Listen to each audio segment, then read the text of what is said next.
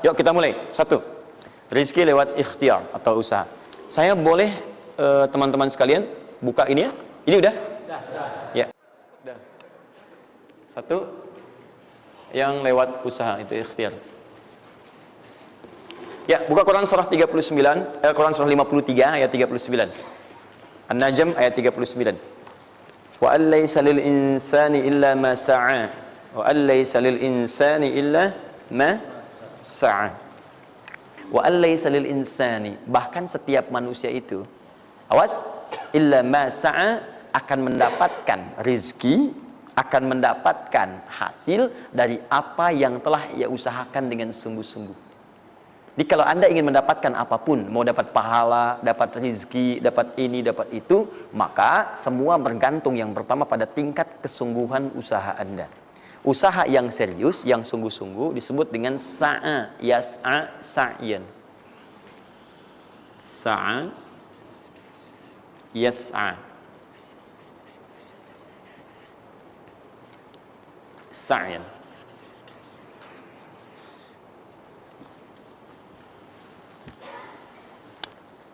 Ini sa'a, yas'a, sa'yan tidak disebutkan dalam bahasa Arab kecuali menunjuk satu usaha yang sangat serius, sungguh-sungguh.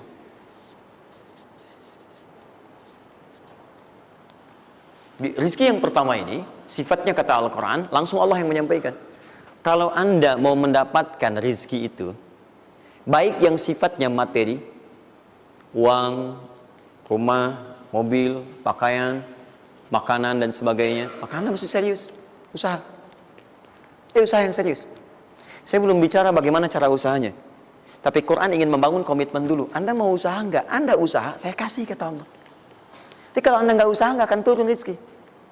Ya, nggak ada rezeki turun dengan cuman diam aja, nggak ada. Anda mesti usaha. Saat saya berada di Mesir, ada dua mahasiswa itu saling, mereka paham Quran. Mereka diskusi ingin membuktikan kebenaran Quran. Yang satu cara berpikirnya benar, yang satu keliru. Yang satu berkata, Allah kan sudah jamin rezeki kita akan diberikan, ya kan? Sampai kita wafat sempurna rezeki. Jadi nggak nyari pun pasti dikasih.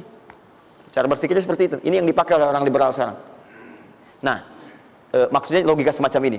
Yang satu lagi berkata, memang Allah kasih, cuman kita mesti usaha. Dia sebutkan beberapa ayatnya. Yang satu bertahan dengan pendapatnya, dia ingin buktikan, saya masuk nanti ke masjid. Kalau di Timur Tengah itu suka ada zawiyah, tempat-tempat khusus untuk ibadah. Dia masuk ke dalamnya, sembunyi di belakang meja. Nah, di masjid itu suka ada muhsinin, para donatur, yang itikaf kasih makan, kasih makan. Hari pertama semua dikasih, dia tidak, karena ngumpet. Karena perjanjiannya nggak boleh ada usaha apapun. Hari kedua, dia masih ngumpet, nggak dikasih. Semua dikasih yang ada. Hari ketiga, sudah lapar sekali, sudah nggak tahan. Begitu udah dikasihkan, yang muhsinnya tanya, hal min akhar, ada lagi yang lain nggak? DKM jawab, karena nggak tahu, kan ngumpet. Nggak ada yang lain. Baik, kalau gitu saya kasih ke tempat lain. Karena beranjak mendengar suara itu, dia langsung kasih kode dengan berdaham. Kaget kan DKM. Begitu dibuka, ada orang ngumpet di belakang meja, sudah kelaparan. Akhirnya dia ada orang satu lagi di sini, langsung dikasih bagiannya sampai dengan 3 bungkus. Begitu dikasihkan itu, teman yang kedua tadi yang mengatakan mesti ada usaha, langsung mengejar pada teman yang bersembunyi. Dan dia katakan, kan saya bilang dari awal, rezeki itu mesti dicari, walaupun dengan sama. Saya juga sama, Ustadz pemateri misalnya kan, begitu kehausan ya, kan? Nah, misal panitia datang, macam-macam lah. Misal tuh. Enggak, itu contoh. Saya nggak biasa ceramah sambil minum. Ya. Yeah.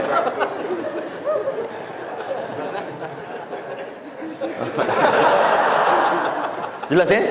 Nah, jadi prinsip yang pertama, kita harus punya komitmen yang kuat dengan Allah. Kata Allah, kerja ya kerja. Kata Allah, usaha ya usaha, jangan diam.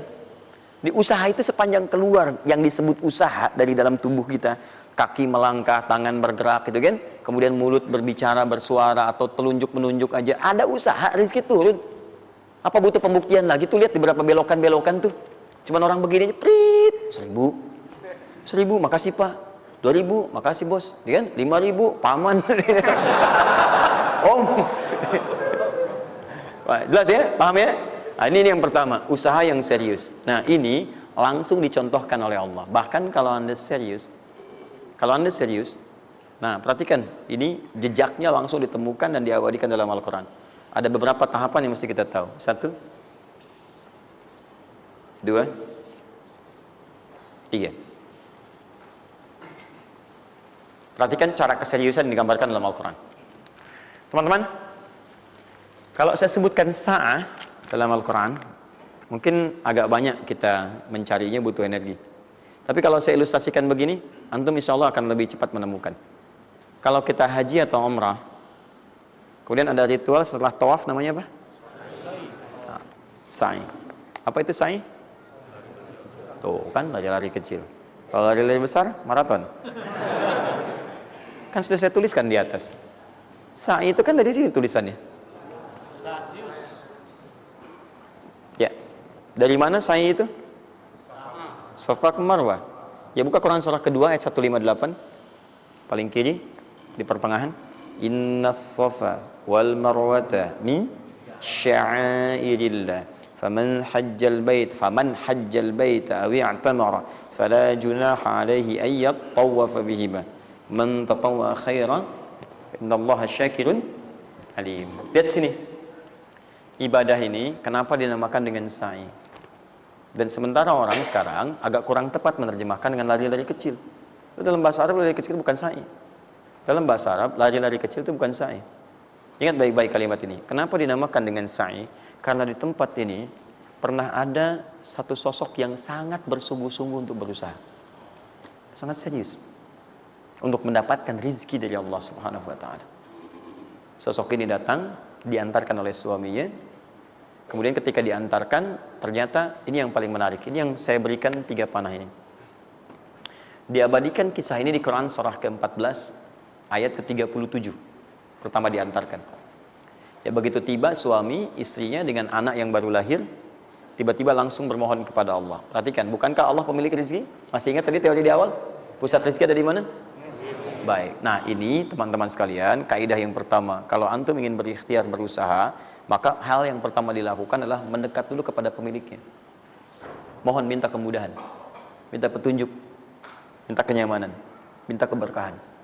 Itulah sebabnya sebelum kita berangkat, kita sholat dulu. Sholat subuh, sholat fajar, menghadap, usahakan. Makanya Nabi setelah selesai sholat, selalu minta kepada Allah diberikan petunjuk mendapatkan rezeki. Ya, yang di Ibnu Majah nomor hadis 925 itu, Allahumma inni as'aluka ilman nafi'a wa rizqan thayyiba wa amalan mutaqabbala. Minta.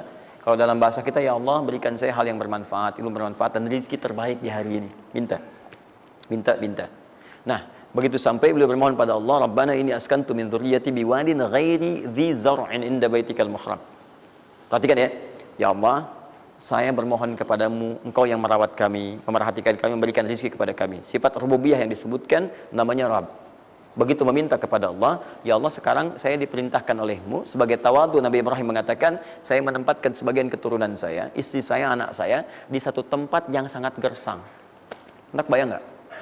Tempatnya gersang, gunung-gunungnya itu batu-batunya itu rapat luar biasa, kerasnya luar biasa, dan nggak ditemukan sumber air di situ. Artinya ini kondisi yang paling dalam lah, ya. Kondisi yang paling sulit didapatkan. Jadi selevel tumbuhan pun nggak ada. Jadi saya mau katakan begini, lihat ya. Anda pergi ke satu tempat, Anda berusaha tuh masih ada, Google-nya ada, bangunannya ada, kendaraan ada, modal ada, tinggal kelihatan semuanya jadi aktiva semua tuh. Tinggal kita olah aja. Ada orang yang pernah mendatangi tempat yang semuanya nggak ada bahan-bahannya. Bayang ya? Kosong. Tuh, saya pernah satu kali waktu ada krisis itu beberapa ke belakang, itu semua showroom macam-macam itu pada jatuh. Dan saya diundang ke Hyundai untuk ngasih motivasi, ngasih training.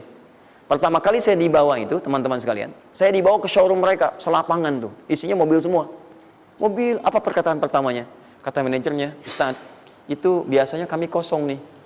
Sekarang banyak seperti ini katanya. Mohon nanti diberikan gambaran seperti apa kami mesti semangat macam ini. Saya bilang, Pak, Bapak itu luar biasa ya. Tahu nggak Pak, orang yang pertama kali menemukan mobil, jangankan mobil begininya, bahannya aja susah nyarinya.